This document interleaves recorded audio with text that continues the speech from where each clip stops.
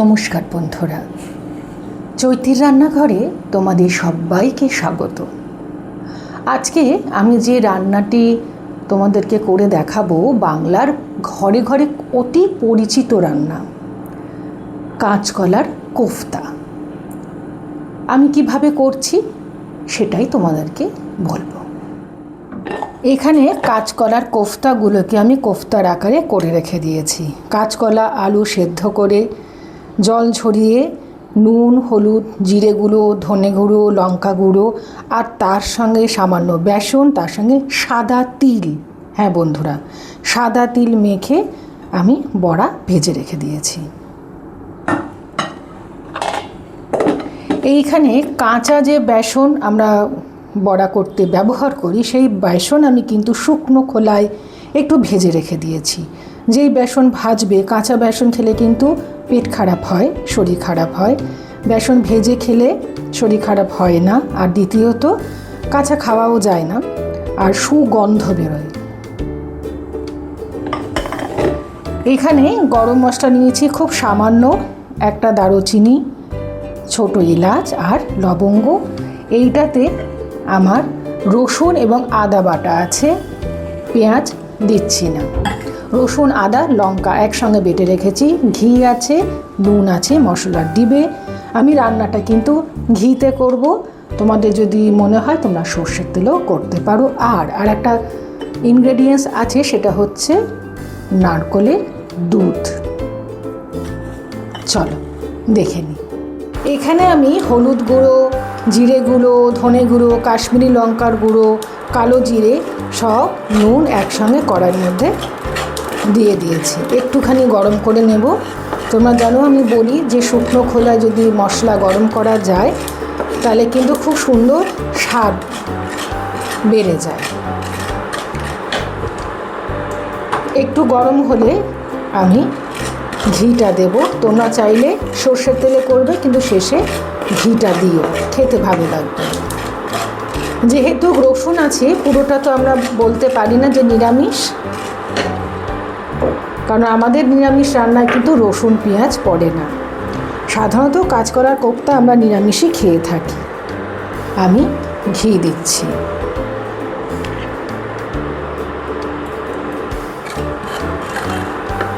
এখানে যে গরম মশলাগুলো রেখেছি সেইগুলো এবার এক এক করে দিয়ে দেবো।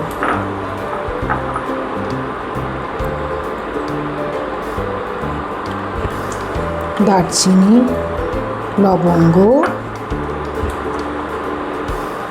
ছোট এলাচ। খুব সুন্দর গন্ধ বেরিয়েছে মশলার। মশলা যখন ফাটছে তখন আমি আদা, রসুন আর কাঁচা লঙ্কা বাটার পেস্টটা দিয়ে দিচ্ছি।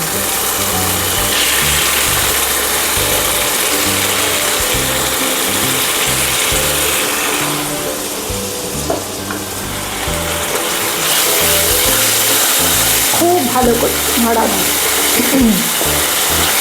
যাতে মশলার কাঁচা গন্ধগুলো না থাকে।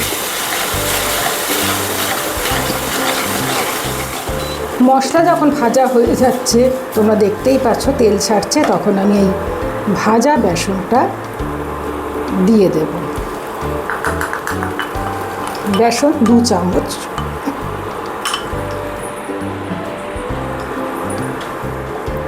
দিয়ে আমি কিন্তু এবার জল দেব। আমাদের সকলেরই সময়ের অভাবে কিন্তু সবসময় হয়ে ওঠে না যে কী রান্না করব। মাথা খারাপ হয়ে যায়, তখন একটু চিন্তা ভাবনা করতে হয়।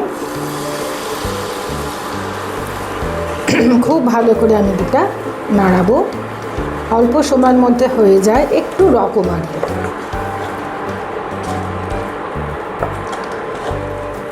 এতে যেমন গ্রেভিটা ঠিক হয়, সেরকমই খেতেও ভালো হয়।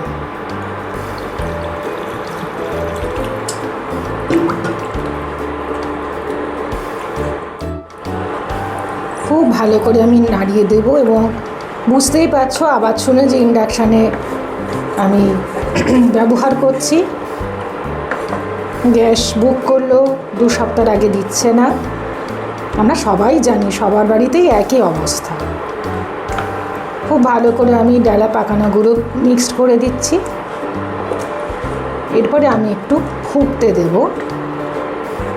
কোপ্তা যখন আমি মেখেছি তখন কিন্তু নুন মিষ্টি যা যা বললাম সব দিয়েছি, শুধু আলাদা করে আর আমি কিছু দেব না। যেখানেই করবে ফ্লেমটাকে কমিয়ে দেবে।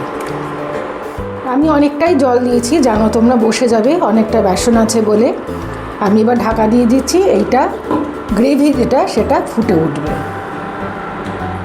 মাঝখানে এসে আমি একটু নাড়িয়ে দিয়েছিলাম, দেখতেই পাচ্ছ ফুটেছে। যে গ্রেভিটা করব আমি আস্তে করে কোফতাগুলো দিয়ে দেবো। খুব বেশিক্ষণ তো আমি রাখতে পারবো না, ভেঙে যাবে। তোমাদের এই প্রসঙ্গে একটা বলে রাখি, আমি বলতে ভুলে গিয়েছিলাম, যখন কোফতা করেছি আমি কিন্তু চালের গুঁড়োও দিয়েছি, যাতে একটু শক্ত হয় এবং খেতেও ভালো লাগে। আস্তে আস্তে কোফতাগুলো আমি দিয়ে দিচ্ছি, দিয়ে আবার কিছুক্ষণ ঢাকা দিয়ে রেখে দেবো। খুব সোজা রান্না, একটু স্বাদ বদল বলতে পারো। তোমরা অবশ্যই জানাবে, কিন্তু ইউটিউবে কেন কমেন্ট করো না? একটা অভিমান আছে তোমাদের জন্য। আমাকে আলাদা জানাও, আমার কর্তামশাইকে জানাও, অবশ্যই কিন্তু জানাবে কীরকম লাগছে, তবে তো উৎসাহ পাবো। কোফতাগুলো দিয়ে দিয়েছি, দিয়ে আমি একদম টেম্পারেচারকে আমি একদম লো করে দিয়েছি, দিয়ে আমি ঢাকা দিয়ে দেব, যাতে কোফতার মধ্যে গ্রেভিটা ঢোকে।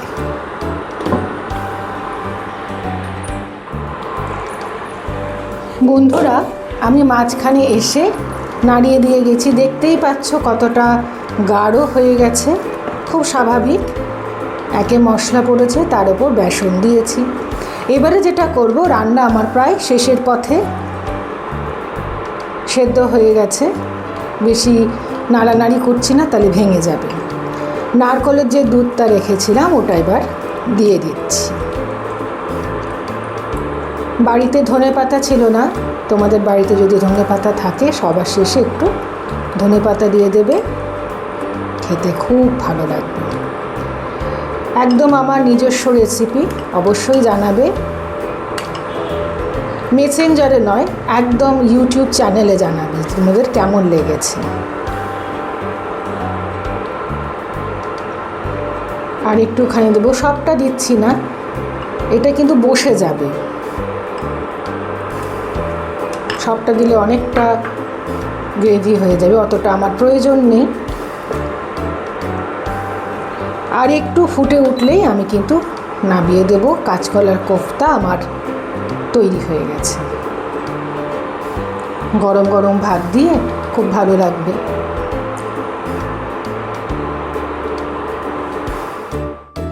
ঢাকা দিয়ে রেখেছিলাম যাতে গন্ধটা না বেরিয়ে যায়।